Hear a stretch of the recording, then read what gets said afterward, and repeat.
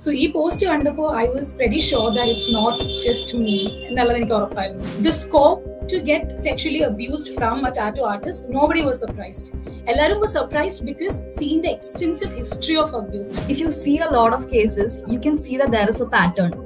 The way he talks, the kind of conversations. It's constantly drilled into your brain that you must not allow this to happen to you. Uru penguti sexual abuse instance we have to face 100 questions. So for women to react or respond easily and quickly, provide us the space. And now, to be honest, I am scared. I am not going to lie about it. I am scared. My face is out there. He knows it. People who are in support of him knows it. How can I live in fear of something that might or might not happen in the future?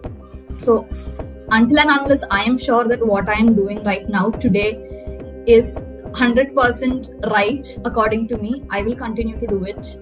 And hello everyone, I'm Dhanya Rajendran. Today we are going to be discussing about a Metoo movement which has started in Kerala recently. This after an 18-year-old woman wrote a rather disturbing post on Reddit a few days ago in which she spoke about her experience going to a tattoo parlor in Kochi of Kerala. The tattoo parlor's name is Inkfected, and she wrote about an alleged rape which happened there. Now what happened is when this post, which was written anonymously, got circulated, many more young women in Kerala came out. They spoke about their experiences at the hand of this man who was running this tattoo parlor. But it also had a domino effect. Now we are seeing more people, more young women in Kerala speak out about sexual assault, about harassment, and there's a whole dialogue created around it. Today I'm joined by Arsha, who is one of the complainants. She has written a complaint against this man who runs a tattoo parlor. Varsha, Arsha is a student. We also have Varsha as a professional. She works out of Bangalore, currently in Kochi. She has been helping some of these complainants. Around 6 or 7 complainants have already gone to the police. They have filed a complaint. And joining me is my colleague Geetika Mantri. Geetika is someone who scoured the Metoo movement very vigorously. And Geetika, of course, has her perspectives on this story, the reactions to it, etc. So welcome to this show, everyone. Arsha, I want to ask you first, when you saw that Reddit thread, what was your first reaction? Because you immediately identified with it. But what was your first reaction and why did you decide to speak up to? First of all, Reddit post it was a very detailed post. So it was very triggering. And the second one was like, I was pretty sure that it was not just me alone. I incident സംഭവിക്കുമ്പോൾ നമുക്ക് ഉണ്ടാവുന്ന കുറേ കൺഫ്യൂഷൻസും കാര്യങ്ങളൊക്കെ ഉണ്ട്. Like എൻ്റെ ഭാഗത്തു നിന്നുള്ള എന്തെങ്കിലും മിസ്റ്റേക്ക് ആണോ അല്ലെങ്കിൽ എനിക്ക് തോന്നിയതാണോ അങ്ങനെ ഒരുപാട് കൺഫ്യൂഷൻസ് നമ്മുടെ ഭാഗത്തു നിന്ന് when you're going through that process and the kind of things that he told you after that and all that. So ഈ പോസ്റ്റ് കണ്ടപ്പോൾ I was pretty sure that it's not just me എന്നുള്ളത് എനിക്ക് ഉറപ്പായിരുന്നു.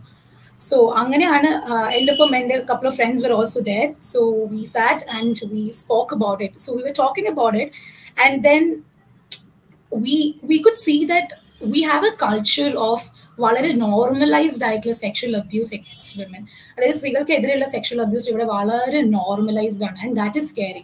അതായത് ഒരു 5 സ്ത്രീകൾ അല്ലെങ്കിൽ ഒരു 2-ൽ കൂടുതൽ സ്ത്രീകൾ ഒരുമിച്ചിരുന്ന് സംസാരിക്കാൻ നേരത്ത് ഓരോരുത്തർക്കും ഉണ്ടാവും മോർ ദാൻ 5 or 6 വളരെ ചൈൽഡ്ഹുഡ് മുതലേ ഉള്ള സെക്ഷൽ അബ്യൂസിന്റെ സ്റ്റോറീസ്, വീടിന്റെ അകത്തു നിന്ന് കിട്ടിയതും നെയ്ബേഴ്സിന്റെ അകത്തു നിന്ന് കിട്ടിയതും ബന്ധുക്കാരിൽ നിന്ന് കിട്ടിയതും ഏറ്റവും നമ്മൾ വിശ്വസിച്ച സുഹൃത്തുക്കളിൽ നിന്ന് കിട്ടിയതും റാൻഡം സ്ട്രേഞ്ചേഴ്സിന്റെ അടുത്ത് നിന്ന് നമുക്ക് ഡെയിലി ബേസിസിൽ ഉണ്ടാവുന്ന കാര്യങ്ങൾ മുതൽ ദിസ് ഇസ് നോർമലൈസ്ഡ് അല്ലേ. സോ ഈവൻ ഈ ഒരു ടാറ്റൂ സ്റ്റുഡിയോയിൽ നിന്ന് ഈ ഒരു ഇൻസിഡന്റ് അറിഞ്ഞപ്പോൾ തന്നെ the scope to get sexually abused from a tattoo artist, nobody was surprised. Everyone was surprised because seeing the extensive history of abuse. Adallade ingante oru karyam nadakam ennalle nobody was abused. So this was very scary and nobody is talking about it enakku thoni. So when I felt like there is somebody out there adil koodal aalkar undo ennallathu enakku orappayirunnu because ingane rendu perku pattittundu oru 18 vayassulla kuttikku idu sambhavikkankil oruvaadu perku sambhavikkan ennallathu orappayirunnu. So I decided to put up a Metoo post. So my intention was basically ഇനി നാളെ അവിടെ പോകുന്ന ആൾക്കാരും aware ആയിരിക്കണം. This is the kind of space you going and this person is A predator എന്നുള്ളത് എനിക്ക് awareness raise ചെയ്യാനായിരുന്നു. And after, so that's how I decided to put up the Metoo post. Okay, so Varsha, how did you get involved in this? I just want to move on to what you were doing. I think you were collecting people's voices. Yeah. So when I saw the Reddit post, someone sent it to me, and I read it, and I could immediately like resonate with it because I have also myself gone to that studio. I have gotten a tattoo from him, and this was a year ago. And when I read it, I could immediately like I didn't have a second thought. I was 100% sure it's true because the kind of there is a if you see a lot of cases, you can see that there is a pattern, the way he talks, the kind of conversations, and I did go through all of that. Only part that I escaped from was the assault because I was actually recording a vlog, so I wanted my friends inside, and I insisted that I want them inside. So just because there were two cameras at him and two people inside the cubicle, I realized that I escaped something so terrible. And it was really triggering for me as well because, I understood that what kind of experience I could have gone through if my two friends were not there holding my hands inside. So I decided to use my social media platform to, tell this to more people. And I shared the Reddit post, and immediately I started getting a flood of responses. Like so many people, I was overwhelmed to see the number of girls, and their ages were like scary when they're talking about what happened. And the Reddit post was definitely very extreme case, but there were also like many many instances of assault of various degrees that was happening in the place. And I saw it, and I instantly knew like this is a huge thing, and I was assured that I need to do something about it. So I started sharing these testimonies on my stories, and more people started coming in. And then with the help of few people, we decided that this can't just be another social media rage. I shouldn't like let it end there. And I knew that I will do anything to help these survivors to move legally, and that is what I'm doing. I'm just making sure that it's reaching more people and also helping them with moving ahead with the process.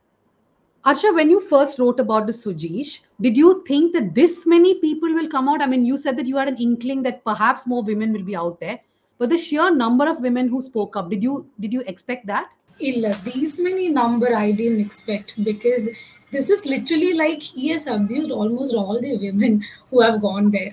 അതായത് നമ്മളിപ്പോൾ testimonies ഇട്ടിരിക്കുന്നത് പോലും agri ചെയ്ത ആൾക്കാരുടെ testimonies ആണ്. There are so many people who like share their stories and are not willing to share it. So you can obviously imagine the number of people who have not spoken about it, the number of people who are in denial. Like yesterday, one of the survivors called me and she literally broke down because 6 years she was in denial. 6 വർഷത്തെ, അതായത് നമ്മളുടെ ശരീരത്തിൽ we are doing something permanent, നമുക്ക് വളരെ special ആയിട്ടുള്ള ഒരുപാട് വളരെ important ആയിട്ടുള്ള ഒരു കാര്യം, പ്രോസസ് വെരി ഇമ്പോർട്ടന്റ് അല്ലേ. So people are in denial, they don't want to accept it, and all of a sudden when all like people are calling him out, there is no way but we have to accept it. Okay, Geetika, I want to come to you next. Two things I want you to address here. One, you have spoken to a lot of the women who wrote these posts. Did you find that there's a pattern, and is this pattern something which you've noticed in other Metoo stories also? I mean, if there are serial predators, that there is a pattern. And second, something which Arsha was saying, that a lot of women still are in denial. Even if something has happened to them, it is very difficult for them to even express it to their own self. Is that something you've noticed? Yeah, definitely. I think in cases where multiple women come out and, name the same guy, invariably, in I would say most of the cases, we see that there's a pattern. There's a almost like a modus operandi where, this person will do this and then do this and then do this. And those common threads only come across when multiple women speak out. And all of the women end up feeling like, I am the only one who's gone through this. Maybe I am overthinking it, so I should not really speak about it because this guy is so powerful. And one of the survivors I spoke to in this case also told me that, maybe I was overthinking it. Maybe he really needed to do the things that he was doing on the pretext of cleaning or whatever.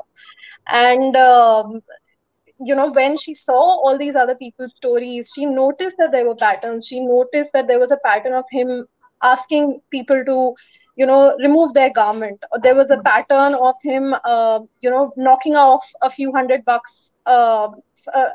later after he sexually assaulted them. So yeah, there are these patterns that we notice. Sorry, what was your second question? The second question was about denial. Do women continue, I mean, even when a lot of women speak up, for example, is it still very difficult for women to even tell themselves that, yes, I have gone through this, that this happened to me? Absolutely. I think goes without saying that, okay, first of all, sexual violence is extremely traumatic. And to come to terms with the fact that this has happened to me, that is number one. Number two is when you're constantly taught, it's constantly drilled into your brain that you must not allow this to happen to you. So when something like this happens, you're just like, did I allow this to happen to me? Am I to blame? What are people going to say to me? Are they going to say things like, why did you have to go there? Why did you have to get this done? And definitely the denial aspect comes in there. And I think, like Arsha also said, in this case, a tattoo is deeply personal. It's a permanent mark on your body.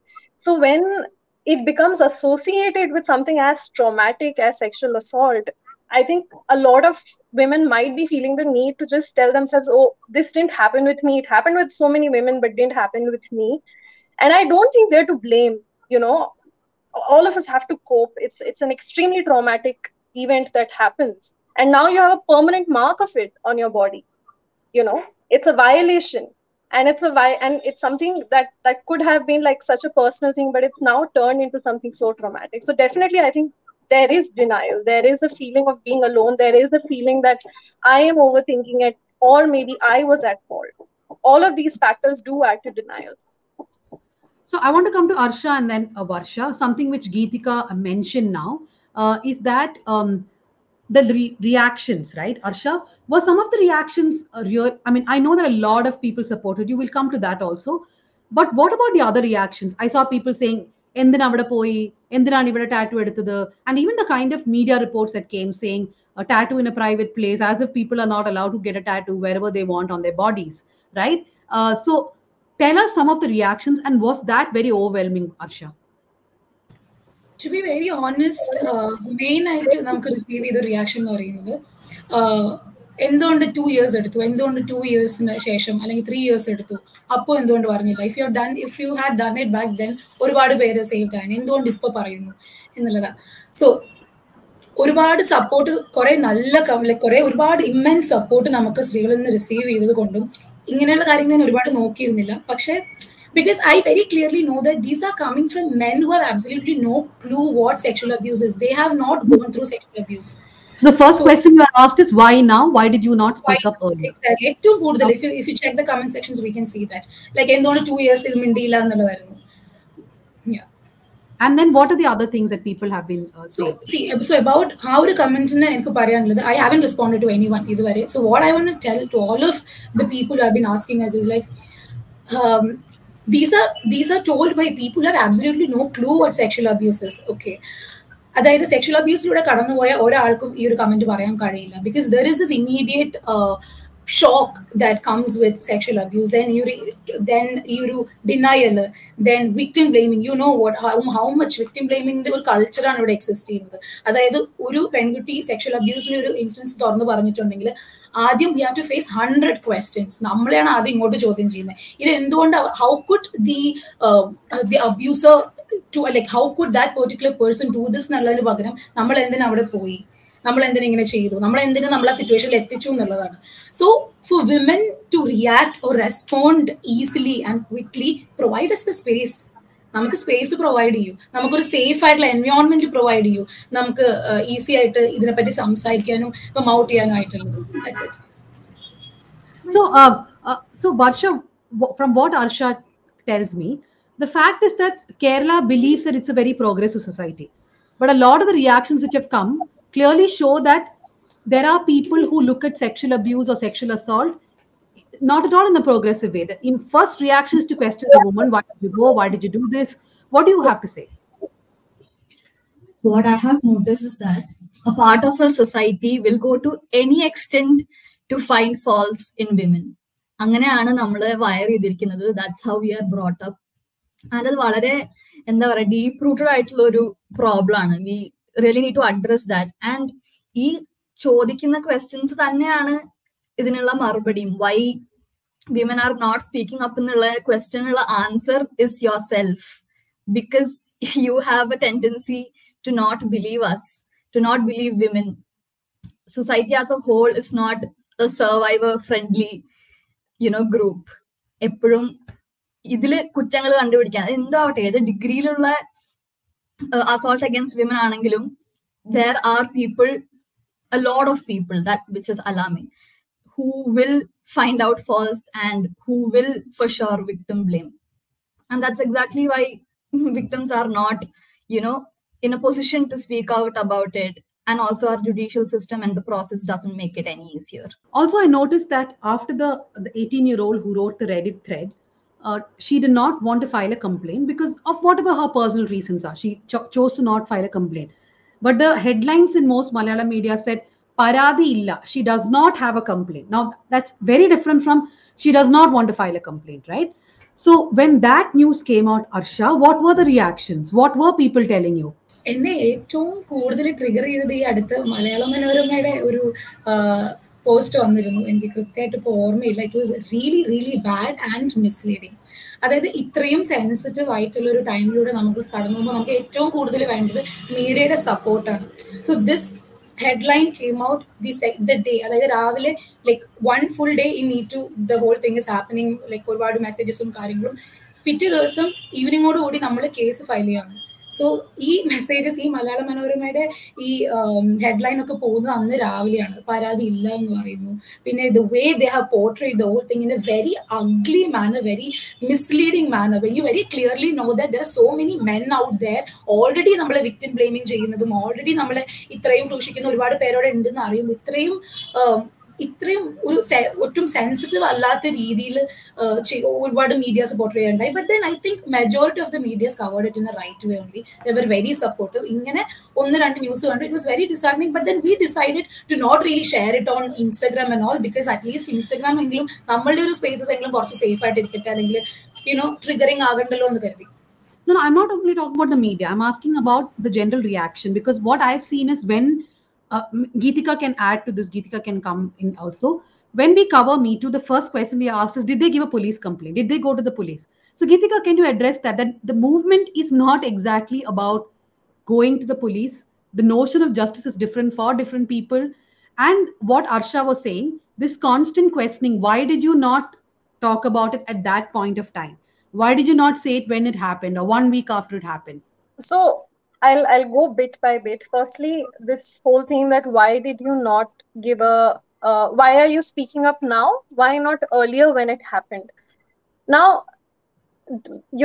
at different points of our lives, we are at different mental faculties, have different sort of resources, and a person who's 18 years old, for example, will not have the same sort of independence, freedom, maturity, or even financial resources to deal with what happens when a police complaint is filed, and then you have to go and testify, and our criminal justice system is not survivor friendly. Not there are long ways to go before it becomes ideal for every survivor to file a police complaint.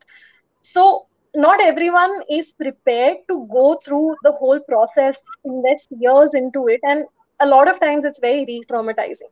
So when women do speak out, when Metoo movement happened, whether it happened in academia in India, or Harvey Weinstein in Hollywood, all of these things happened when the women felt that they were in a place where they can speak about it. They are able to deal with the repercussions that will come from speaking about it.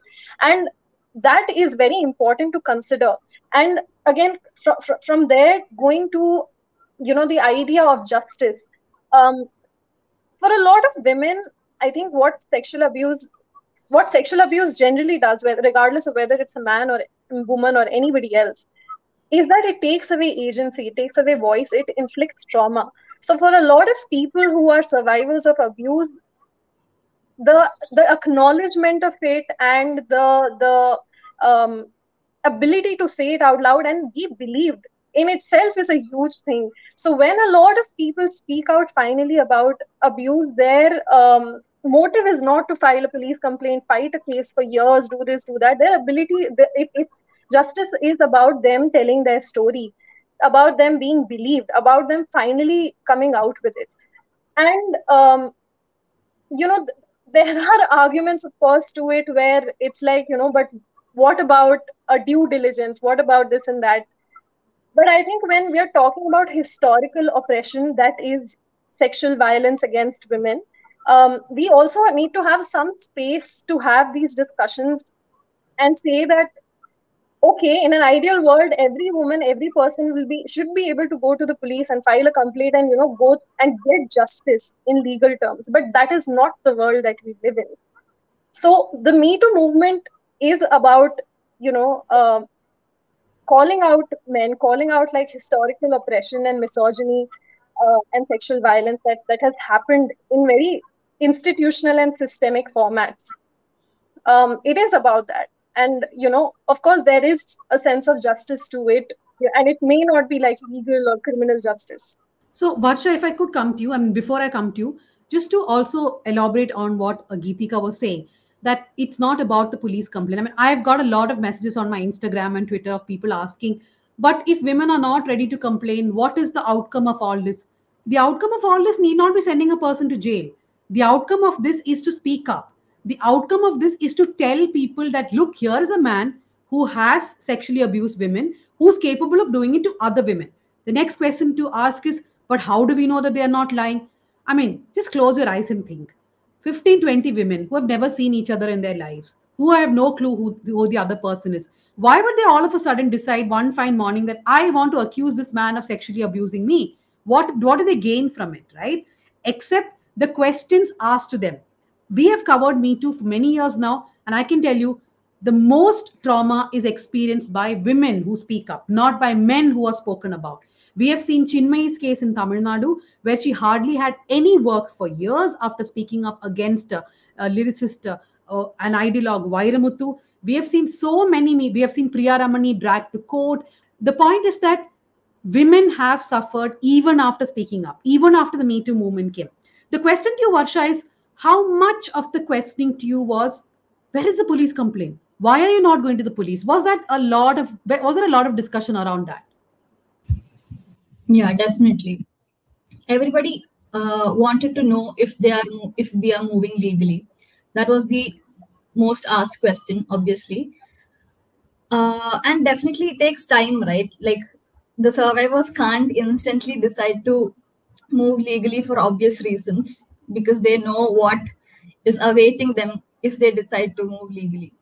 And from the first step which we have taken right now, which is yesterday we went to the commissioner's office and we filed the complaint, and that question was answered right there, like why we are having difficulty in moving legally and filing a police complaint. To say the least, it was not a very pleasant experience. I mean, we don't expect the same kind of questioning that we get in the Instagram comment section from a deputy commissioner. We expect something better, like better questions, better sense of empathy from a person at that position. And I personally do not think our survivors experience that from the police as well.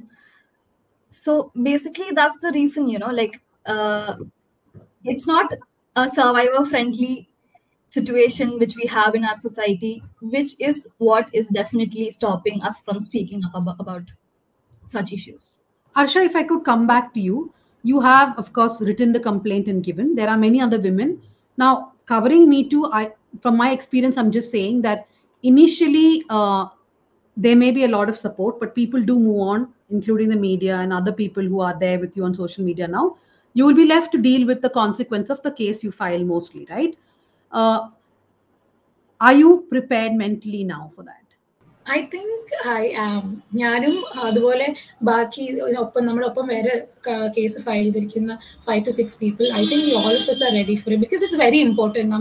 നമുക്ക് space ഇല്ല എന്ന് പറഞ്ഞാൽ അല്ലെങ്കിൽ ഇങ്ങനത്തെ ഒരു environment ആണെന്ന് പറഞ്ഞ് നമ്മൾ എന്താ പറയുക ഒന്നും ചെയ്യാതെ ഇരിക്കുന്നതോറും we are giving them more space to like ഇങ്ങനെ വീണ്ടും ഇൻസിഡൻസ് ഇങ്ങനെ സംഭവിക്കാനായിട്ട് വീണ്ടും we are giving them that space. So I think we all are ready for it, no matter how difficult it is. No matter how difficult it is, you're ready, is what you're saying. Varsha, your final thoughts on you are 23 years old. You have put your face out there as someone who's supporting other young women. Tell me what you thought of all the reactions that you got and what is the way forward. When I started with this, I didn't realize this is the degree in which it is going to escalate, to be honest. Varsha, I will just like say one thing which my mom said a few minutes back actually. She said, your face is out there. Everybody knows that, you are going to police station with these people. So they know you are very much involved. Now, what if is a very big statement, right? What if this person is not punished? Okay, this person is again going to roam around freely and it's in my locality. So what if he decides to hurt you in like near future? Isn't that a possibility? So are you sure about what you're getting into? And I genuinely did not have an answer for her because her fear was very valid and I didn't think about it until she asked me. And now, to be honest, I am scared. I am not going to lie about it. I am scared. My face is out there. He knows it. People who are in support of him knows it. And nobody can guarantee that, nothing bad would happen. But I don't think that what if should define what I'm doing right now or decide my actions today. Otherwise, it's just meaningless. Like, how can I live in fear of something that might or might not happen in the future? So until and unless I am sure that what I am doing right now today is 100% right according to me, I will continue to do it. And Arsha, I personally think that this is the first time that Kerala has seen a Me Too wave. It has got, in the sense, there have been mentions about film actors and harassment, and also, of course, we have the entire Dilip case, but a Me Too wave because it started with this Sujeesh and now other people are being named. What do you hope Kerala society will take from this? I mean, is their first reaction what you expected, and what do you think will evolve from this? I hope ഇനിയെങ്കിലും നമുക്ക് കുട്ടികൾക്കാണെങ്കിലും സ്ത്രീകൾക്ക് ഏതൊരു point of ടൈമിലും അവർക്ക് ഉണ്ടായ sexual അബ്യൂസിനെ പറ്റിയും എവിടെ വേണമെങ്കിലും പറയാൻ, ധൈര്യത്തോടു കൂടി പറയാനുള്ള, ഡിസ്കസ് ചെയ്യാനുള്ള, ചർച്ച ചെയ്യാനുള്ള ഒരു സ്പേസ് ക്രിയേറ്റഡ് ആവുന്നു. ആൻഡ് സെക്കൻഡ്ലി, ഒരുപാട് സ്ത്രീകൾ എന്തുകൊണ്ട്, അല്ലെങ്കിൽ ഒരുപാട് യങ് ആയിട്ടുള്ള സ്റ്റുഡൻസ് ഒക്കെ ആണെങ്കിലും എന്തുകൊണ്ട് ഇതിനെപ്പറ്റി പറയുന്നില്ല എന്ന്. First of all, parenting, like നമുക്ക് വീട്ടിൽ നമ്മുടെ ഫാമിലിയിൽ നിന്ന് കിട്ടുന്ന സപ്പോർട്ട് വളരെ മോശമാണ്. You know how Indian parents are not really supportive. Parents ആയിരിക്കണം I'm an Indian parent. I'm very supportive. Yeah, that's what generally. So but I have a son, not a daughter. So appo family എന്ന് പറയുന്നത് നമുക്ക് ആദ്യം ഒരു പ്രശ്നം ഉണ്ടായിട്ടുണ്ടെങ്കിൽ ആദ്യം safe ആയിട്ട് ചെന്ന് പറയാൻ പറ്റുന്ന ഒരു സ്പേസ് ആയിരിക്കണം ഫാമിലി. ബട്ട് അൺഫോർച്ചുനേറ്റ്ലി ഇവിടെ മെജോറിറ്റി ഓഫ് ആൾക്കാർക്കും ആ സ്പേസ് ഇല്ല, മെജോറിറ്റി ഓഫ് കുട്ടികൾക്കും ആർക്കും അതില്ല. സോ ആ ഒരു സേഫ് സ്പേസ് പ്രൊവൈഡ് ചെയ്തിട്ടുണ്ടെങ്കിൽ ഒരുപാട് പേർക്ക് അബ്യൂസിനെ പറ്റി സംസാരിക്കാനും ഷെയർ ചെയ്യാനും ലീഗലി മൂവ് ചെയ്യാനും അല്ലെങ്കിൽ അറ്റ്ലീസ്റ്റ് അതിനെപ്പറ്റി തുറന്നു പറയാനുള്ള സ്പേസ് കിട്ടും.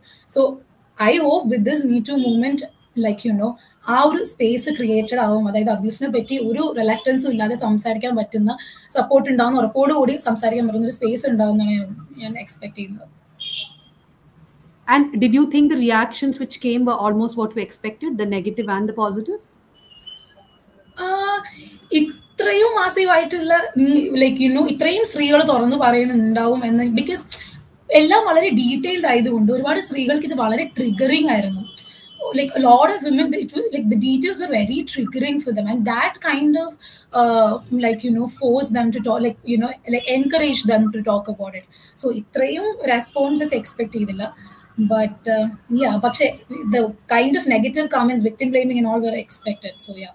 Okay, I'm just going to bring Geetika in for the final thing. Geetika, this I believe is an important moment for Kerala because here is a Me Too wave.